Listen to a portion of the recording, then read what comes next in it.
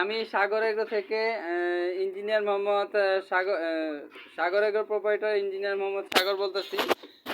আমি আজকে 6 মাস যাবত এর আগে আরেকটা ভিডিওতে বলছি যে আমি 6 মাস যাবত খুব চেষ্টা করে আমার খামারে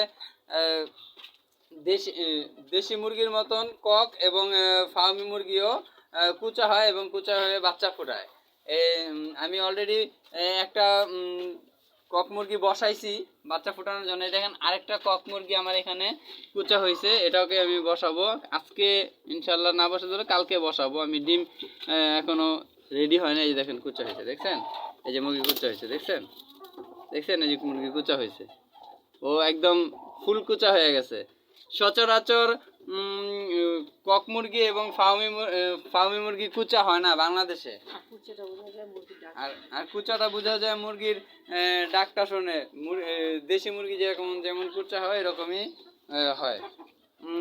এতে আমি সফল হয়েছি। আমার এখানে আমি এর আগে একটা ভিডিও দিছি, ভিতর আসো।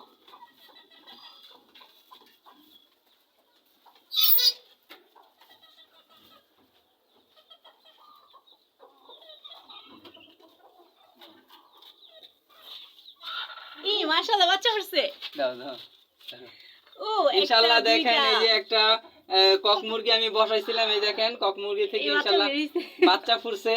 আমি 6 মাস আগে 6 মাস থেকে আমি যেই কাজ করে আসছি এটা আমি সফলতা অর্জন করছি। একটা কক মুরগি বসাইছিলাম, এটা থেকে বাচ্চা ফুটছে ইনশাআল্লাহ। আমার কক মুরগি যে দেখেন বাচ্চা ফুটাইছে।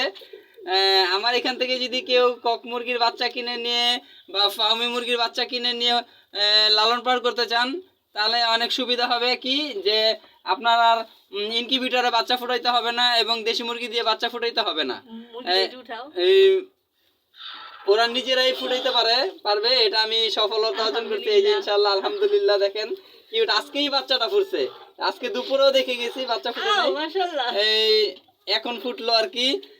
আলহামদুলিল্লাহ। না আমি দেখি সবগুলা ডিম ফুটছে কিনা। সর বাবা বাবা সাইড